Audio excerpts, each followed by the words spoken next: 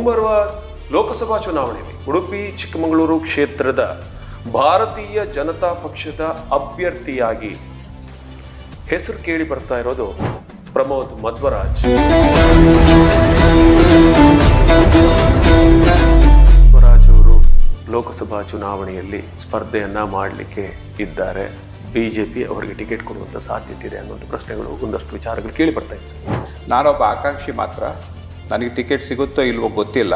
ವರಿಷ್ಠರು ಏನಾದರೂ ನಿಮಗೆ ಸಲಹೆ ಸೂಚನೆಗಳನ್ನೇನಾದರೂ ಕೊಟ್ಟಿದ್ದಾರೆ ಸರ್? ಇಲ್ಲ, ಈಗ ನಾನೊಬ್ಬ BJP ಕಾರ್ಯಕರ್ತನಾಗಿ BJP ಕಾರ್ಯಕರ್ತರನ್ನು ಭೇಟಿ ಮಾಡೋದ್ರಲ್ಲಿ ಅದರಲ್ಲಿ ತಪ್ಪು ಅಂತ ಯಾರು ಕೂಡ ಹೇಳಲಿಕ್ಕಾಗೋದಿಲ್ಲ. ಮೋದಿಯವರ ವರ್ಚಸ್ಸು ನಿಮ್ಮ ಮೇಲೆ ಹೇಗೆ ಪ್ರಭಾವ ಬೀರಿದೆ ಸರ್? ಈಗ ಒಬ್ಬ ಯಜಮಾನನೇ ಸರಿ ಇಲ್ಲದ ಮನೆ ಉಳಿಲಿಕ್ಕೆ ಸಾಧ್ಯನಾ? ಗಟ್ಟಿ ಯಜಮಾನ ಇಲ್ದಿದ್ರೆ ಮನೆ ಉಳಿಲಿಕ್ಕೆ ಸಾಧ್ಯ ಇಲ್ಲ.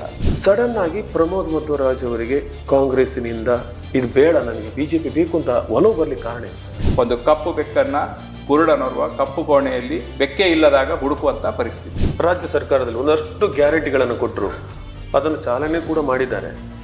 ಅಂದರೆ ಕಾಂಗ್ರೆಸ್ಗೆ ಇಲ್ಲಿ ರಾಜ್ಯದಲ್ಲಿ ಬಹಳಷ್ಟು ಜನ ಮನ್ನಣೆಯನ್ನು ಕೊಟ್ಟಿದ್ದಾರೆ. ಅದು ಚೂರಾಗಿ ಬಿದ್ದೋಗುತ್ತೆ. ಮಾಜಿ ಸಚಿವ ಪ್ರಮೋದ್ ಮಧ್ವರಾಜ್ ಜೊತೆ ನೇರ ಮಾತುಕತೆ ಇದೇ ಬುಧವಾರ ರಾತ್ರಿ 8 ಗಂಟೆಗೆ ನಿಮ್ಮ ನೆಚ್ಚಿನ ಸ್ಪಂದನ ವಾಹಿನಿಯಲ್ಲಿ ತಪ್ಪದೆ ವೀಕ್ಷಿಸಿ.